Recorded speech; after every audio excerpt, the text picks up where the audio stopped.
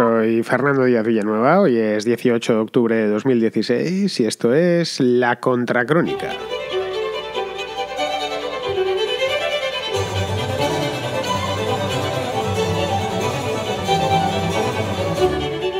Ayer se consumó en Madrid el anunciado giro a la izquierda de Podemos. Digo giro a la izquierda porque así se ha dado en llamar, porque así es como lo estaban llamando los periódicos o lo vienen llamando los periódicos desde hace ya unas cuantas semanas. Pero lo cierto es que Podemos nunca se ha movido de allí, siempre fue un partido de izquierda, por más que en un pasado no tan lejano, no lo olvidemos, pues se travestía de partido transversal, de partido para todo y para todos y para todas.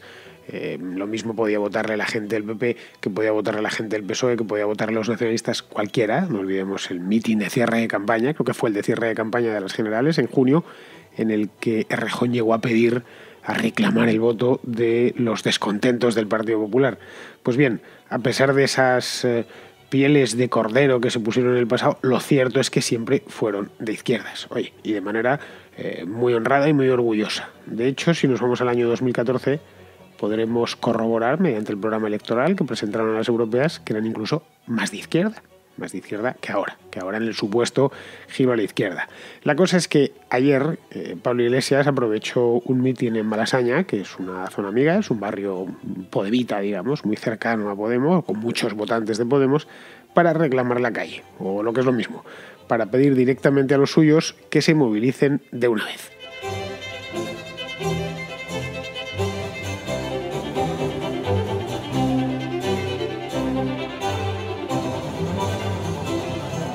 Yo no suelo estar muy de acuerdo con Pablo Iglesias en nada o en casi nada, por razones obvias. En lo personal no tengo ningún problema con él, bueno, lo personal en general no tengo ningún problema con nadie, pero vamos, en este caso en lo ideológico, digamos, pues sí, él es socialista y yo soy liberal, simplemente. Cada uno tiene sus razones para pensar lo que piensa. Tenemos, por decirlo de una manera poco dolorosa, tenemos visiones del mundo opuestas. Él tiene la suya y visiones del mundo y del hombre, bueno, y de la mujer, y del ser humano opuestas.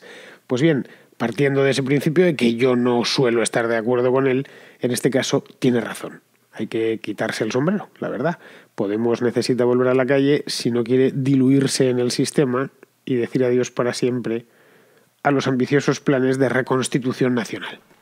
Reconstitución nacional, es decir, de montar una constituyente, de los planes que tenían hace no tanto tiempo, los planes que tenían en el mes de junio, o mejor dicho, los planes que tenían en el mes de octubre del año pasado. De cepillarse la monarquía, de empezar de cero, de hacer borrón y cuenta nueva. Bien, si se quedan diluidos en este sistema, si se quedan diluidos en el régimen del 78 reconstituido, el régimen del 78 remachado, pues no van a poder llevar a cabo su programa final o su programa máximo.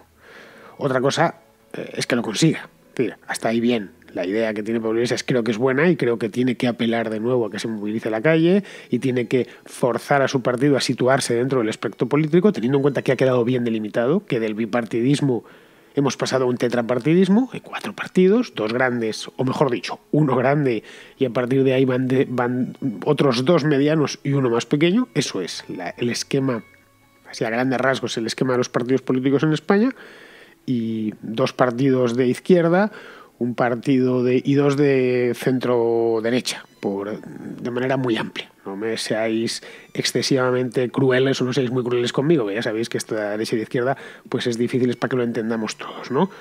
Pues esto de que lo consiga, por eso lo que os decía antes, es más complicado, no sé, es lo que quería comentaros hoy y tal, ¿no? Las elecciones de junio, el hecho es que dejaron a Podemos un tanto desenfocado.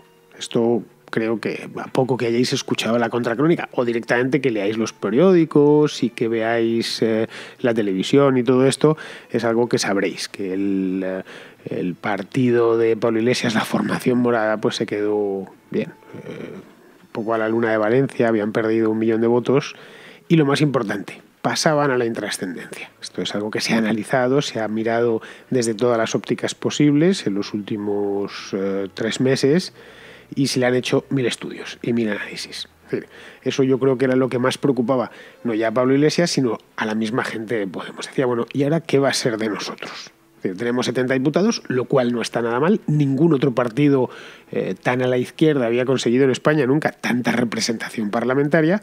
Y el problema es que no podemos hacer nada con ellos, nada desde el punto de vista operativo de la gobernabilidad del país. Es decir, no podemos formar parte de ningún pacto porque los socialistas han sacado unos resultados pésimos. Por lo tanto, no hay posibilidad. Y el PP se mantiene fuerte y Ciudadanos no ha terminado de hundirse. Es decir, el mapa político que dejaban las elecciones del 26 de junio dejaba también a Podemos muy, lo que os decía, muy desenfocado, muy fuera de juego, por lo que no les quedaba más que abrir un proceso de reflexión interna que yo creo que ya parece haber concluido a estas alturas, por lo menos hasta la celebración del Congreso. Es decir, han dicho, bueno, pues a ver qué hacemos o qué vamos a hacer con nosotros mismos.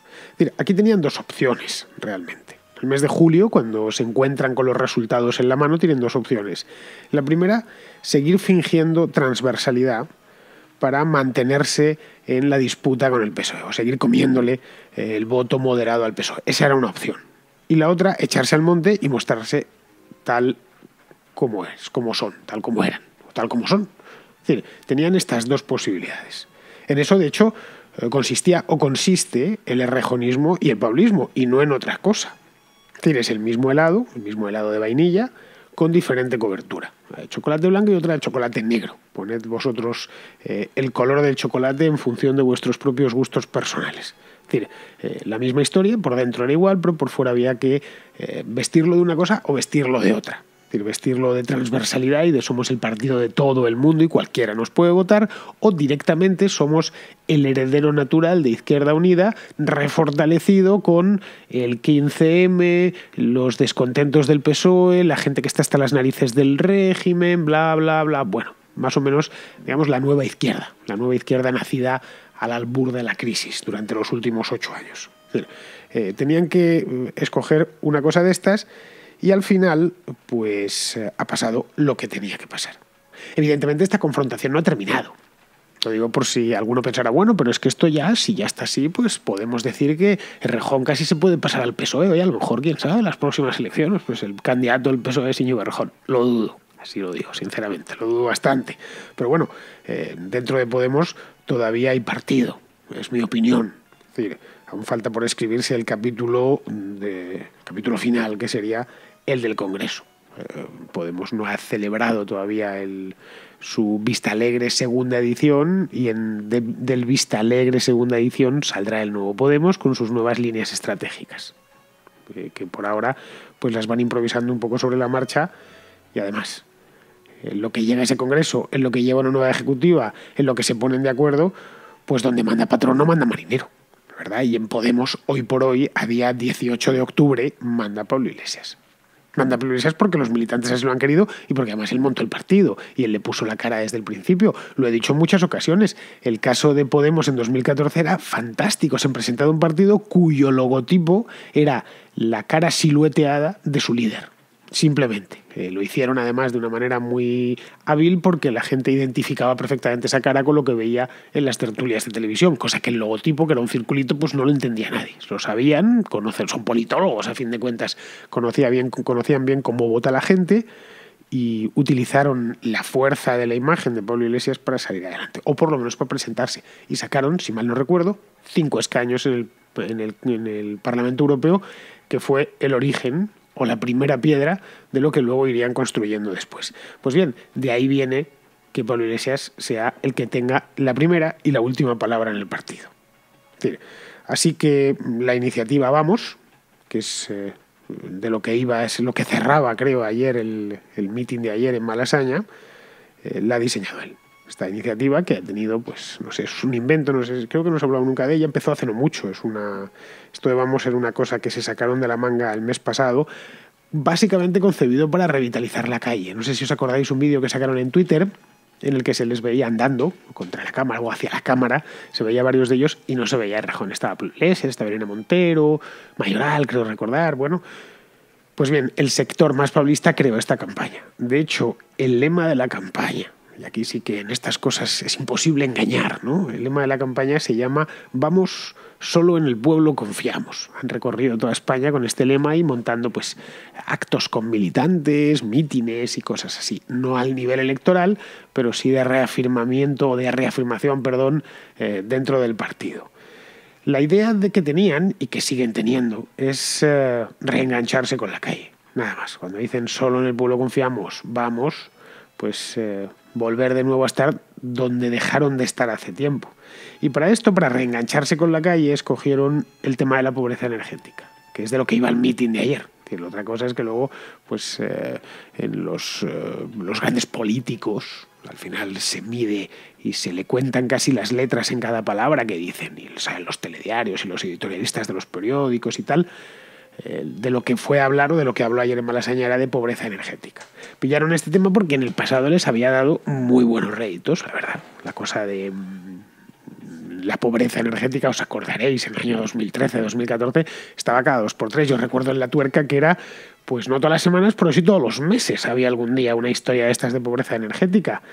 La pobreza energética además es muy resultón, es algo que se aprovecha todo. Es una cosa que por un lado sacas a gente muerta de frío en casa, y más de cara al invierno. No estamos todavía en invierno, estamos en otoño, pero creo que se han anticipado un poco. Esto hubiera estado mejor meter esta campaña en noviembre, cuando realmente empieza a apretar el frío y el que no pueda encender la calefacción lo nota y pasa frío en casa. Ahora todavía, ya las temperaturas han bajado, de hecho ahora mismo está lloviendo, pero todavía no ha empezado el invierno. Estamos en esta fase tan buena del mes de octubre que tiene estas temperaturas tan agradables. Eso por un lado, sacar a la gente o visibilizar, como dicen ellos, vamos a visibilizar, vamos a mostrar al tipo que no puede pagar la factura de la luz y que por lo tanto se muere de frío en casa. Y por otro lado, pues ya sabéis, sacar de paseo a la oligarquía, las puertas giratorias, etc. Todas esas ideas que en el pasado les trajeron tan buenos resultados, les dieron tan buenos resultados, pues revivirlas y volverlas a lanzar a la calle.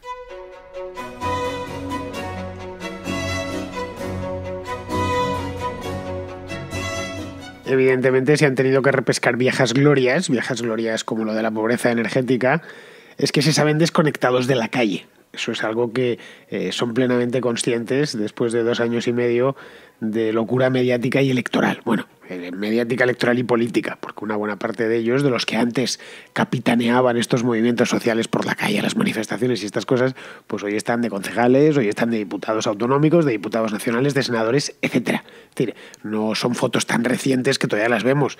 Estamos continuamente, de vez en cuando se puede ver en Twitter o en Facebook o por ahí, pues fotografías de Ramón Espinar con un megáfono y en una manifestación. ¿Y desde todo de cuándo? Es de 2014 o es de 2013. Es decir, cosas muy recientes, cosa que si vemos, pues qué sé yo, una imagen de Felipe González en una manifestación, pues probablemente esté en blanco y negro o en color ya muy gastado. Entonces la cosa pilla muy lejos o nos coge lejísimos.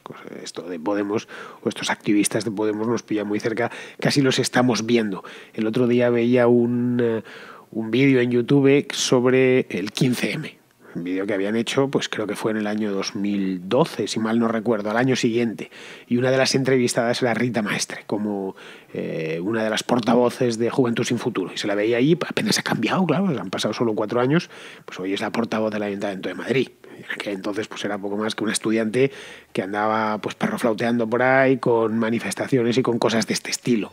Entonces, este cambio tan repentino, este asalto a los cielos, eso sí que sí, asalto a los cielos por lo menos para ellos ha sido completamente, muchos de ellos han pasado poco menos que del pupitre de la universidad al escaño de diputado, pues ha pasado factura. Al final resulta pues que se han desconectado de la calle, pero no se puede estar en misa y repicando las campanas, no pueden estar en el Senado o no pueden estar en el Ayuntamiento de Madrid y a la vez capitaneando una protesta, especialmente cuando no hay tantas protestas como antaño.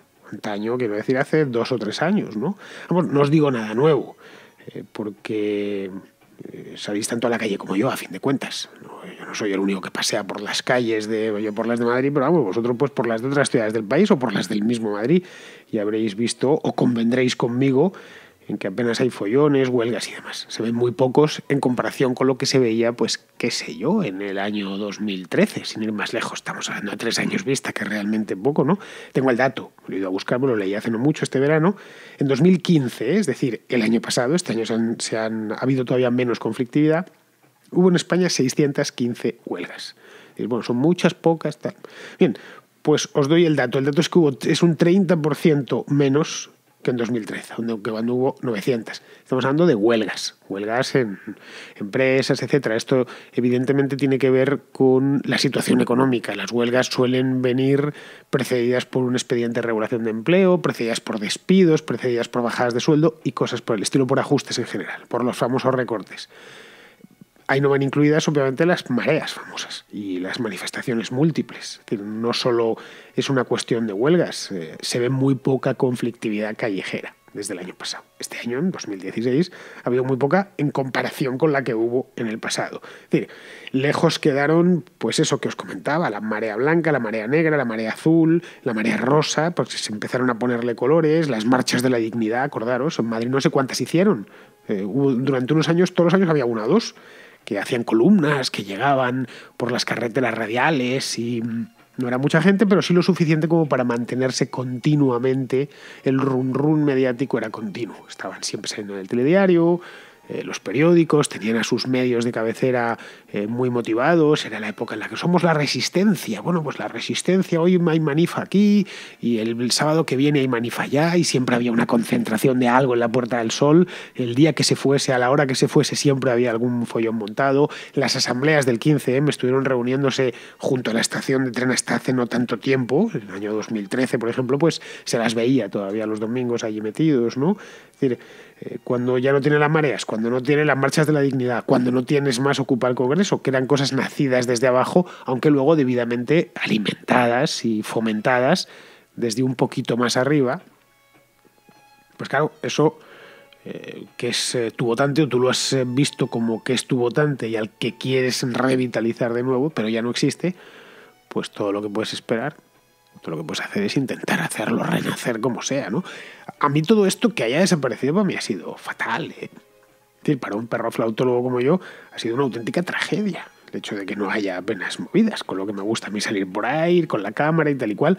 Ahora, de hecho, que acabo de empezar con lo de la Contra TV, estoy tratando de buscar cosillas y me cuesta encontrarlas. Yo soy muy de seguir los calendarios de los movimientos sociales que llaman, ¿no? Que me cuesta, que apenas hay, se ven muy pocas cosas, y ahora que empieza el invierno, pues menos todavía, porque esta gente le gusta más el verano, que es cuando puede andar por la calle, cuando hace buen tiempo, los días son largos y tal. Pero claro, no solo es para mí, sino también para los que capitalizaron políticamente el cabreo general que había en el año 2013 o en el año 2012 en España. Es decir, quizá de ahí, de ese ambientillo que se respiraba en aquel entonces, de ahí viene el cabreo perpetuo que tiene ahora Pablo Iglesias. Vamos, que no hay más que oírle en los mítines, en el de ayer, sin ir más lejos, que no me invento nada, ¿no? Aquí tenéis una muestra de lo de ayer. Que hay algo mucho más importante que los parlamentos, que es la posibilidad de un pueblo organizado que convierte en grito político su sueño por un país más justo, el sueño por la dignidad, el sueño por el cumplimiento de los derechos humanos. Fueron las plazas de nuestro país las que nos señalaron el camino. Ser un movimiento popular es construir los instrumentos de empoderamiento político de la gente.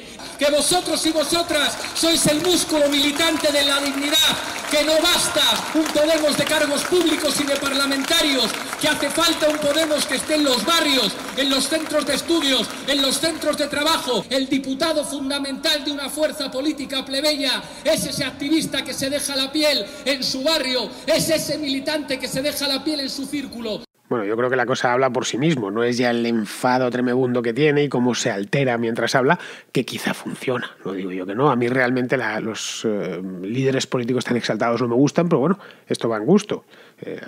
Habrá sus militantes, a sus seguidores, a sus votantes, pues les gustará un tío ahí que se deja la piel, que grita, que no sé qué, que está indignado. Esa indignación además tiene que transmitirla, aunque ya no se reciba de la misma manera. Lo que les estaba diciendo es, esencialmente, he puesto unos cortes muy breves de 40 o 50 segundos, pero le estaba diciendo algo así como: chicos, os necesitamos. Os necesitamos en la calle armando follón, cuanto antes. Porque es que no somos suficientes en el Parlamento, porque es que somos 67 diputados y eso es muy poco, como para hacer las transformaciones que necesitábamos. Con el cuento este de las eléctricas y tal, pues ya no vamos a poder nacionalizar la red eléctrica, la red eléctrica ya es nacional, pero no vamos a poder nacionalizar las empresas eléctricas. Es decir, Endesa va a seguir siendo una empresa privada, lo mismo con gas natural, lo mismo con hidrocantábrico y así sucesivamente. Es decir, ni Repsol, nada de esto. La energía al final va a seguir como estaba, las oligarquías y demás. Y además, y esa es el otro mensaje que lanza, es: tememos aburguesarnos como le pasó al PC en el pasado, como le pasó al PC en los años 70. Después de la transición, después de la Constitución, pues Carrillo y compañía se aburguesan y se diluyen en el sistema. Y poco a poco pues van perdiendo significación y llegan, tuvieron un pequeño revivir en la época de Anguita, pero ya la Izquierda Unida de Anguita o el PC de Anguita no era ese PC revolucionario, transformador de los años 70. Entonces, no queremos terminar igual y tenemos una oportunidad de oro. Ojo, y acierta de pleno, lo ve venir perfectamente. Es decir, o mantienen a la gente movilizada o la gente se le va volviendo al PSOE a lo largo de esta legislatura. Claro, el problema que yo veo, por lo menos, es mantenerla movilizada. Porque al final la gente pelea por lo suyo, no lo olvidemos, no por lo del vecino. Es decir, si el vecino está en paro, pues ay, qué pena, cuánto lo siento, pobrecito, a ver si encuentra algo, tal. Pero yo la monto cuando me quedo en paro yo. Que si coincide que además está en paro el vecino de la derecha, el vecino de la izquierda y el vecino de arriba, pues entonces es cuando se monta en la calle cada 2 por 3. Y aquí yo creo que está el kit de la cuestión. Eso no es probable que se produzca una situación como la de 2008 a 2014, una tormenta perfecta como la de estos años, ¿sí? Que es el sexenio, por otro lado, que propició la aparición de Podemos. Sin esa crisis múltiple, jamás en la vida hubiera aparecido una formación como Podemos, ni ellos hubieran tenido la oportunidad, entre otras cosas, de jubilar a los líderes históricos del PC y de Izquierda Unida. Nunca. Si no se hubieran encontrado con el nivel de descomposición que había general en el año 2013, que es el año que realmente toma forma eso. El partido nace en enero de 2014, pero aquello, el Podemos como tal, se va solidificando la idea a lo largo de 2013, que fue, por cierto, el peor año de todos. Yo lo recuerdo con auténtico pavor.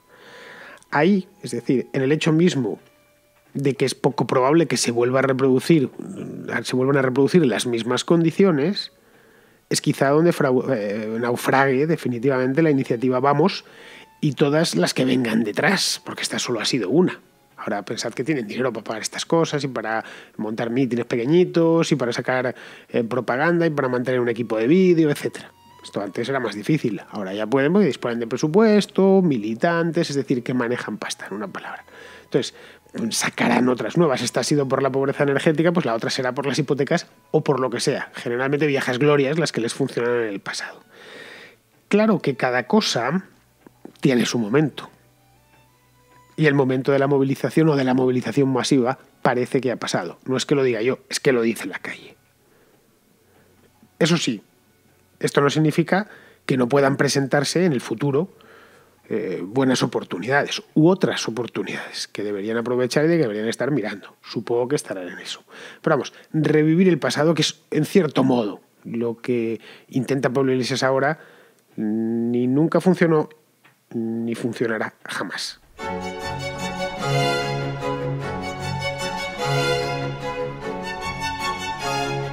Me escribe Braham Fabián García Zárate desde Colombia. Bueno, te voy a llamar Fabián porque es que tu primer nombre no sé muy bien cómo se pronuncia. No sé si es Briam o Braham, no tengo ni idea. Bueno, pues me escribe desde Bucaramanga, que es una ciudad colombiana, en el departamento de Santander, por cierto, que no se llama Santander por el Santander de España, sino por Francisco de Paula de Santander, que fue un prócer de la independencia. Pues me escribe desde Bucaramanga para hacerme unas sugerencias y una pregunta, lo cual estos son los tipos de correos que me encanta leer y que me encanta contestar, ya sea por escrito o ya sea de manera hablada. Bien, las sugerencias que me hace pues son hacer alguna cosita sobre el conflicto de Israel y Palestina. Pues mira, Fabián, en cuanto tenga una oportunidad buena, lo haré. Es un tema que no soy un gran especialista, pero sí sé lo suficiente como para poder hablar y opinar sobre el tema. Me comenta que por qué no lo he hecho con lo de Simón Pérez. Bueno, pues porque era poco más que un obituario. Hubiera tenido cabida, eso sí, una contracrónica sobre el tema de Simón Pérez en sí, pero no tanto sobre el conflicto, ¿no? Bien, aparte de eso, aparte de las sugerencias que me hace, especialmente para la contrahistoria, me hace una pregunta. La pregunta que me hace es la siguiente. Dice, ¿realmente el comunismo se ha aplicado como organización social? A veces he tenido esta duda, pues por definición el comunismo busca abolir las clases y la propiedad privada, pero incluyendo al Estado también. En este sentido, los ejemplos que se conocen como URSS o Cuba no serían ejemplos de comunismo, sino de socialismo, quizá con la pretensión de ir a un comunismo. Quizá incluso podríamos hablar de que fue más comunista la Comuna de París de 1871, etcétera, etcétera. Bueno, este tipo de cosas, concluye, me hacen pensar que aquellos que hablan de el comunismo nunca se ha experimentado puede tener algún sentido. Bueno, el comunismo en sí es una utopía, es decir, como tal, es una cosa, y utopía, mejor dicho, es inaplicable. Inaplicable más allá, pues como la Comuna de París, una cosa así. Es decir, se puede, el comunismo, digamos, puro, abolir por completo la propiedad y que nadie necesite que se reparta todo lo que hay, se consume en sí mismo. Es la clásica comuna hippie, que son un poco más pues que nómadas los que quedan y tal. Y aplicable, por supuesto, a comunidades muy pequeñas. Una comunidad grande implosiona, colapsa. Es decir, lo que hubo en la URSS o hay en Cuba o hay en Corea del Norte es comunismo o socialismo, llamémosle como queramos. Lo que ellos dicen es que, o lo que decía Lenin ya en origen, es que antes de llegar al comunismo, que estuvieron persiguiéndolo durante 70 años y nunca llegaron, pues hacía falta una fase previa, que no es que llamasen socialismo, sino que le llamaban dictadura del proletariado, que es en la que, por ejemplo, está Cuba todavía y estará en esa fase mientras los Castro vivan y mientras consiga el Partido Comunista de Cuba mantenerse en el poder, o en la que está Kim Jong-un en Corea del Norte. Es la fase de dictadura del proletariado que antecede necesariamente. Tened en cuenta que esto del comunismo tiene una parte muy importante de paja mental. Es decir, que no es nada demostrado, que no va más allá de la pura teoría, que la realidad, como decía Lenin, no importa, peor para la realidad. Lo importante es atarse a la teoría, que es supuestamente científica. Entonces, esto tiene que ser así porque lo dice el papel. Entonces, ellos dijeron, bueno, todavía es pronto para esto, luego vamos a socializarlo todo, mejor dicho, a estatalizarlo todo, y vamos a hacer una dictadura del proletariado. Claro, el proletariado está representado en este Politburó y en estos organismos estatales, los soviets, etcétera. Y a partir de aquí pues iremos hacia el comunismo cuando llegue el momento, que ya llegará, ya lo veremos cuando llegue, pues habrá abundancia absoluta. Uno querrá tomarse una manzana y no tendrá más que alargar el brazo y la tendrá ahí. Uno querrá viajar en coche, pues no tendrá más que ir a la tienda y llevarse uno. Bueno, a la tienda no, a un almacén y llevarse uno, y así con todo. Es decir, por eso decía que es una utopía. En el caso ya de el comunismo final, tal y como ellos lo habían previsto, estaríamos hablando de una fantasía. Directamente, una fantasía casi milenarista, ¿no? De sí, entonces habremos llegado al paraíso. Lo que se vendía era un paraíso en la tierra, de ahí que no funcionaba nunca. Era inaplicable más allá de 10 días o más allá de 15 días, solo en comunidades pequeñas que si se aplicaban en comunidades grandes implosionaban a toda velocidad. Eso era necesario que interviniese el Estado mediante el uso extraordinario de violencia, un uso extraordinario de violencia. Esa es la razón por la cual, efectivamente, el comunismo nunca se ha experimentado. Comunismo tal y como aparece en los libros, ¿no? Como fantasía comunal. Nunca se ha experimentado porque no ha conseguido durar, o sí se ha experimentado, pero ha durado muy poquito, simplemente. Es decir, la idea de ahora todo es de todos y bien, no hay más que consumirlo. Pues ya está, hasta que se consumen las existencias, nada más. Simplemente los principios del comunismo, tanto el científico de Marx como el que le precedió, en el tiempo quiero decir, por la idea del comunismo o las ideas comunitaristas son mucho más antiguas, pues se basan esencialmente en lo mismo. Por lo general es una idea disparatada que va contra la naturaleza humana y que siempre termina en un reguero de sangre. De hecho, Marx a los anteriores nos llamaba comunistas utópicos, como si el suyo no tuviese una carga importantísima de utopía. Pues nada, Fabián, te agradezco el haberme escrito y más pues, viviendo como vives en Colombia, en Bucaramanga, que más es colombiano, no es que seas un español que vivas en Colombia, y que bueno, que este programa pues se escuche tanto por aquellas latitudes y aquellas longitudes que están muy lejos de donde hago yo el programa. Espero que cada vez seáis más, procuro he ampliado bastante el abanico de temas para tratar más temas hispanoamericanos, internacionales y demás, pero bueno, al fin de cuentas pues estoy en España y de lo que más informado estoy es de los asuntos españoles, que muchos, ojos, son extrapolables perfectamente a toda Hispanoamérica. A fin de cuentas ya sabéis que en cierto modo somos como un país gigantesco dividido en 22 países, culturalmente muy parecido y con problemas en muchos casos similares. Muy bien, queridos amigos, pues con esto, con este caballero de Bucaramanga que me ha escrito tan gentilmente, me despido de vosotros hasta mañana.